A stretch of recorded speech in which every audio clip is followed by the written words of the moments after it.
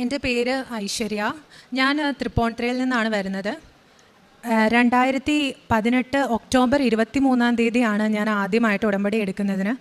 അതിനു മുമ്പ് ഞാൻ പള്ളിയിൽ ഒരുപാട് പ്രാവശ്യം വന്നു പോയിരുന്നു. അങ്ങനെ ഞാൻ ഉടമ്പടി എന്താണെന്ന് കറക്റ്റായിട്ട് മനസ്സിലാക്കിയതിന് ശേഷമാണ് ഉടമ്പടി എടുക്കാൻ തീരുമാനിക്കുന്നതും ഉടമ്പടി എടുക്കുന്നതും.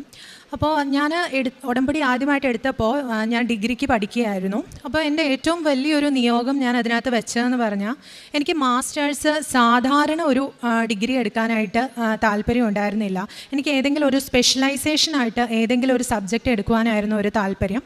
അപ്പോൾ എനിക്ക് മാസ്റ്റേഴ്സ് ക്ലിനിക്കൽ വൈറോളജിക്ക് വേണം എന്നായിരുന്നു ഞാൻ ഉടമ്പടിയിൽ ഒരു പ്രധാനപ്പെട്ട നിയോഗം ഞാൻ വെച്ചത്. അങ്ങനെ ഞാൻ ഉടമ്പടിയിലായിരിക്കുന്ന സമയത്ത് പള്ളിയിൽ വരികയും ഒരു തവണ എനിക്ക് അച്ഛനെ കാണുവാനുള്ള അനുഗ്രഹം ലഭിച്ചു. അപ്പോൾ അച്ഛനെ കണ്ടപ്പോഴത്തേക്കും ഞാൻ പറഞ്ഞു, എനിക്കിങ്ങനെ പഠിക്കാൻ ആഗ്രഹമുണ്ടെന്ന് പറഞ്ഞപ്പോൾ അച്ഛൻ പറഞ്ഞു, നീ ആഗ്രഹിച്ചത് നിനക്ക് പഠിക്കുവാനായിട്ട് സാധിക്കും, നീ സാക്ഷ്യം പറഞ്ഞാൽ മതിയെന്ന് പറഞ്ഞു. അപ്പോൾ അങ്ങനെ 2020 എനിക്ക് മാസ്റ്റേഴ്സ് ഇൻ ക്ലിനിക്കൽ വൈറോളജിക്ക് അഡ്മിഷൻ ലഭിച്ചു.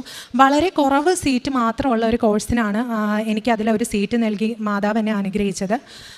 അങ്ങനെ 2018 മുതൽ ഇന്ന് വരെ ഞങ്ങൾ ഉടമ്പടിയിൽ തന്നെയായിരുന്നു. അപ്പോൾ 2018 ഞാൻ ഈ ഒരു ഉടമ്പടി എടുത്ത ശേഷം അത് അമ്മയുടെ പേരിലേക്ക് മാറ്റി. കാരണം ഞാനിങ്ങനെ ഈ പഠിത്തത്തിൻ്റെ കാര്യത്തിലേക്ക് കുറച്ചും കൂടി ഇതായതുകൊണ്ട് എനിക്ക് കറക്റ്റായിട്ട് ഉടമ്പടി പാലിക്കാൻ പറ്റാത്തൊരവസ്ഥ വന്നപ്പോൾ ഇവിടെ പുതുക്കാൻ വേണ്ടി കൗൺസിലിങ്ങിന് വന്നപ്പോഴത്തേക്കും അവർ പറഞ്ഞു അത് അമ്മയുടെ പേരിലേക്ക് നമുക്ക് മാറ്റാം എന്ന് പറഞ്ഞു. അപ്പോൾ അങ്ങനെ അമ്മയാണ് പിന്നെ ബാക്കി കാര്യങ്ങളൊക്കെ ചെയ്തത്. എന്നാലും ഞാൻ കറക്റ്റായിട്ട് പ്രാർത്ഥിക്കുമായിരുന്നു. പിന്നെ അമ്മ എല്ലാ മാസത്തെയും പത്രം എനിക്ക് അയച്ചു തരുമായിരുന്നു. അങ്ങനെ ഞാൻ ഈ ഇംഗ്ലീഷും കന്നഡവും പത്രമൊക്കെ കൊണ്ട് ഈ ഉള്ളിലേക്കുള്ള പള്ളികളിലൊക്കെ കൊണ്ടുപോയി എല്ലാ ഞായറാഴ്ചയും കഴിയുന്ന പോലെ വിതരണം ചെയ്യുമായിരുന്നു.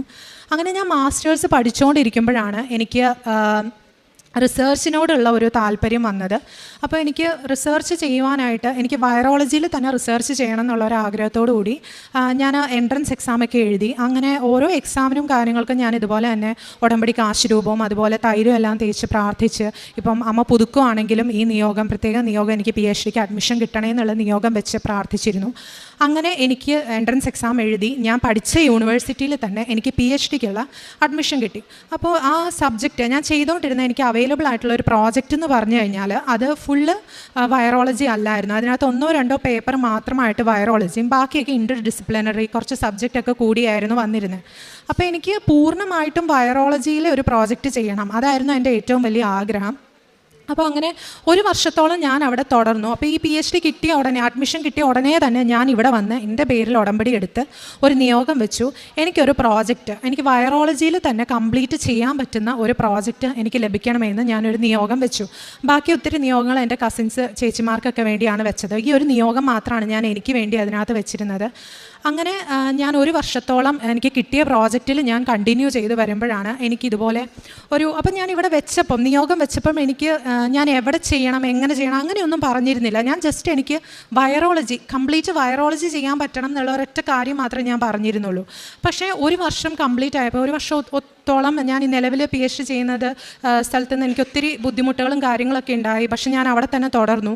അങ്ങനെ 1 വർഷം ആയപ്പോഴത്തേക്കും എനിക്ക് ഒരു ഓഫർ വരികയാണ്. ഞാൻ നിന്നിരുന്ന ഡിപ്പാർട്ട്മെൻറ്റിൽ നിന്ന് തന്നെ എനിക്കിങ്ങനെ ഒരു PhDയുടെ ഓഫർ വന്നു. USA ഇതുപോലെ തന്നെ ഞാൻ ആഗ്രഹിക്കുന്ന ഒരു സബ്ജക്റ്റിൽ PhD എടുക്കാനുള്ള ഒരു ഓഫർ. അപ്പം സാധാരണഗതിയിൽ നമ്മൾ നിൽക്കുന്ന ഡിപ്പാർട്ട്മെൻറ്റിൽ നിന്ന് അങ്ങനെ പോകാനായിട്ട് നമ്മളുടെ ഗൈഡ് അങ്ങനെ വലിയ സപ്പോർട്ടൊന്നും തരില്ല. പക്ഷേ എൻ്റെ കേസിൽ ആ സാർ ഇങ്ങോട്ട് പറഞ്ഞു, ഇത്രയും വലിയൊരു ഓപ്പർച്യൂണിറ്റിയാണ്, ഫുള്ളി ഫണ്ടഡ്, ഫീ വേവറൊക്കെ ആയിട്ട് വരുന്ന ഒരു അവസരം നീ കളയണ്ട, നീ അപ്ലൈ ചെയ്തോ, ഞാൻ ഫുള്ള് നിനക്ക് വേണ്ടി സപ്പോർട്ട് ചെയ്തോളാം എന്നങ്ങനെ ഗൈഡ് ഇങ്ങോട്ട് പറയുകയാണ് ചെയ്തത്. അങ്ങനെ ഞാൻ അവിടുന്ന് ഇറങ്ങുന്ന വരെയുള്ള കാര്യങ്ങൾക്ക് പുള്ളി എനിക്ക് പൂർണ്ണമായിട്ടുള്ള സപ്പോർട്ടും കാര്യങ്ങളെല്ലാം തന്നു. അങ്ങനെ ഞാൻ അതിന് അപ്ലൈ ചെയ്യാനായിട്ട് തീരുമാനിച്ചു. ഞാൻ അപ്ലൈ ചെയ്ത് തുടങ്ങിയപ്പോൾ മുതൽ എനിക്ക് ഒത്തിരി തടസ്സങ്ങളും കാര്യങ്ങളും എല്ലാം ഉണ്ടായിരുന്നു ഓരോ പ്രോസസ്സിലും.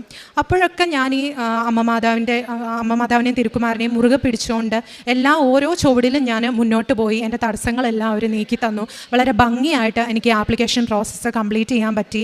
അങ്ങനെ എനിക്ക് ഈ 22-ാം തീയതി എൻ്റെ വിസ ഇൻ്റർവ്യൂ ആയിരുന്നു. നവംബർ 22 എൻ്റെ വിസ ഇൻ്റർവ്യൂ എല്ലാം കഴിഞ്ഞു. അങ്ങനെ എനിക്കിപ്പോൾ വിസ വന്നു. അങ്ങനെ ഈ 29-ാം തീയതി ഡിസംബർ 29-ന് ഞാൻ USA പോവുകയാണ്. എനിക്കപ്പോൾ ഈ ആകെ വരുന്ന എനിക്കൊരു ചിലവെന്ന് പറയുന്നത് ജസ്റ്റ് എൻ്റെ ഫ്ലൈറ്റ് ടിക്കറ്റ് അത് മാത്രമാണ് എൻ്റെ കയ്യിൽ നിന്ന് എനിക്ക് എടുക്കേണ്ടി വരുന്ന ഒരു തുക എന്ന് പറയുന്നത്. ബാക്കിയെല്ലാം എനിക്ക് ഫുൾ സ്കോളർഷിപ്പോട് കൂടിയാണ്. ടീച്ചിങ് അസിസ്റ്റൻഷിപ്പും എനിക്ക് അതിൻ്റെ കൂട്ടത്തിൽ തന്നിട്ടുണ്ട്. അതായത് ടീച്ച് ചെയ്തുകൊണ്ട് തന്നെ എനിക്ക് എൻ്റെ റിസർച്ച് ചെയ്യാൻ പാകത്തിനുള്ള ഒരു വലിയ അനുഗ്രഹം അമ്മ മാതാവും തിരുക്കുമാരനും എനിക്ക് നൽകി. പിന്നെ ഒരു ഏകദേശം 2 കോടി രൂപ വരുന്ന ഒരു സ്കോളർഷിപ്പാണ്. 5 വർഷത്തെ ഒരു സ്കോളർഷിപ്പോടുകൂടിയാണ് എനിക്ക് ഈ ഒരു അനുഗ്രഹം അമ്മ തന്നത്. അതുപോലെ എൻ്റെ കാലിന് ഒരു ചെറിയ ഇഞ്ചുറി സംഭവിച്ചിരുന്നു, എൻ്റെ ഇടത് കാലിന്. പക്ഷേ എന്താ പറയുക, ഞാനത് ഒരു ചെറുതായിട്ടൊന്ന് തട്ടിയതായിരുന്നു.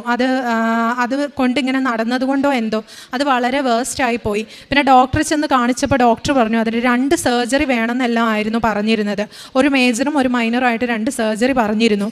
പക്ഷേ ഞാൻ എന്താ പറയുക, ഞാൻ ഈ ഉടമ്പടി തൈലം തേച്ച് പ്രാർത്ഥിക്കുക. ഇവിടുത്തെ ഓരോ ആരാധനകളിൽ രോഗസൗഖ്യ പ്രാർത്ഥന പറയുമ്പോഴെല്ലാം ഞാൻ ഈ ഉടമ്പടി തൈലം തേച്ച് പ്രാർത്ഥിച്ച വഴിയായിട്ട് എനിക്ക് നേരത്തേക്ക് 10 ചുവട് നടക്കുമ്പോൾ എൻ്റെ കാല് വല്ലാതെ വേദനിക്കുകയും കാര്യങ്ങളൊക്കെ ആയിരുന്നു. ഇപ്പം യാതൊരു പ്രശ്നവും ഇല്ല.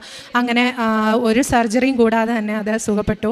അതുപോലെ തന്നെ ഞാൻ ഈ മാസ്റ്റേഴ്സ് പഠിക്കുന്ന സമയത്ത് എനിക്ക് വല്ലാതെ ക്ഷീണം വന്ന് ഞാൻ ബ്ലഡ് ചെക്ക് ചെയ്തപ്പോഴാണ് എൻ്റെ പ്ലേറ്റ്ലെറ്റ് കൗണ്ട് നന്നായിട്ട് ഡൗൺ ആയിപ്പോയി. അപ്പോൾ അതിൻ്റെ റീസണൊന്നും അറിയത്തില്ല. അങ്ങനെ ഞാൻ കണ്ടിന്യൂസ് ആയിട്ട് ഏകദേശം 1.5 ലക്ഷമാണ് വേണ്ടിയിരുന്നത്. എൻ്റെ ഒരു 40,000 50,000 ആ റേഞ്ചിലൊക്കെ ആയായിരുന്നു. അപ്പോൾ അത് എന്തോ ഇൻഫെക്ഷനോ എന്തോ കാരണങ്ങൾ കൊണ്ടാണ്, അത് കറക്റ്റായിട്ട് അറിയില്ല. അപ്പോൾ ഞാൻ ഇതുപോലെ തന്നെ ഉടമ്പടിയിൽ വെച്ചു. പിന്നെ ഈ ഉപ്പും തൈലവും ഇതുപോലെയൊക്കെ ഉപയോഗിച്ച് ഉടമ്പടി വസ്തുക്കൾ ഉപയോഗിച്ച് പ്രാർത്ഥിച്ച് അത് ഇപ്പോൾ ഒരു 2 ലക്ഷത്തോളമായിട്ട് അത് കോൺസ്റ്റൻ്റ് ആയിട്ട് ഇപ്പോൾ ഒരു 1-2 വർഷമായിട്ട് അത് അങ്ങനെ തന്നെ ഒരു ശകലം പോലും കുറയാതെ അങ്ങനെ തന്നെ അത് മെയിൻറ്റെയിൻ ചെയ്തു. ഇത്രയും വലിയ അനുഗ്രഹങ്ങൾ എനിക്ക് ഇതുകൂടാതെ ചെറുതും വലുതുമായിട്ട് ഒത്തിരി അനുഗ്രഹങ്ങൾ എനിക്ക് ഈ 2018 മുതൽ അമ്മ മാതാവും തിരുക്കുമാരനും നൽകിയിട്ടുണ്ട്. ഞാനൊരു ഹിന്ദുവാണ്. അപ്പോൾ ഞാൻ ചെറുപ്പം മുതലേ ഈ പള്ളി സ്കൂളിലൊക്കെയാണ് പഠിച്ചത്. അപ്പോൾ അങ്ങനെ വന്നതുകൊണ്ട് തന്നെ എനിക്ക് നന്നായിട്ട് ഒരു ഇതിലേക്ക് വിശ്വാസം ഉണ്ടായിരുന്നു. പക്ഷേ ഉടമ്പടി എടുത്തതിന് ശേഷമാണ് ഒന്നും കൂടെ വിശ്വാസത്തിൽ ആഴപ്പെടാനും കുറച്ചും കൂടെ ഈ ബൈബിൾ വായന, കൊന്ത ചൊല്ലുക, ജമാല ചൊല്ലുക, ഇതൊക്കെ എനിക്കൊന്നും കൂടെ ചെയ്യുവാനുള്ള അനുഗ്രഹം ലഭിച്ചത്. പിന്നെ കാരുണ്യ പ്രവൃത്തിയായിട്ട് ഇതുപോലെ തന്നെ പത്രവിതരണമൊക്കെ ചെയ്യുമായിരുന്നു. ഇതുപോലെ ഞാൻ പറഞ്ഞതുപോലെ ഉള്ളിലേക്കുള്ള പള്ളികളിലൊക്കെ കൊണ്ടുപോയി ഞാൻ കൊടുക്കുമായിരുന്നു. പിന്നെ എനിക്ക് അറിയുന്ന ആൾക്കാരെയൊക്കെ കൊണ്ട് ഓൺലൈൻ ഉടമ്പടിയായിട്ട് ഞാൻ ഒത്തിരി എടുപ്പിച്ചിട്ടുണ്ട്. പിന്നെ എൻ്റെ അമ്മ എല്ലാ ആഴ്ചകളിലും ഒരു നേരത്തെ ഭക്ഷണം ഇതുപോലെ തന്നെ രോഗികൾക്ക് ഗവൺമെൻറ് ഹോസ്പിറ്റലിൽ കൊടുക്കുകയും രോഗികളെ കാണുകയൊക്കെ ചെയ്യുമായിരുന്നു. അപ്പം പിന്നെ ഇപ്പം ഞാനൊരു ഹിന്ദു ആണെങ്കിൽ തന്നെയും എല്ലാ സൺഡേസിലെയും മാസ് ഞാൻ മുടങ്ങാതെ അറ്റൻഡ് ചെയ്യുമായിരുന്നു. കുറേ കാലമായിട്ടുള്ള ഒരു ശീലമാണത്. എനിക്കൊരു മുടങ്ങിക്കഴിഞ്ഞാൽ വല്ലാത്തൊരു ബുദ്ധിമുട്ട് പോലെയാണ്. ഞാനത് എല്ലാ തവണയും അത് മുടങ്ങാതെ പോയി കൂടും ചെയ്യുമായിരുന്നു. അങ്ങനെ ഇത്രയും വലിയ അനുഗ്രഹം എനിക്ക് തന്ന മാതാവിനും തിരുക്കുമാരനും ഞാൻ കോടാനുകോടി നന്ദി പറയുന്നു.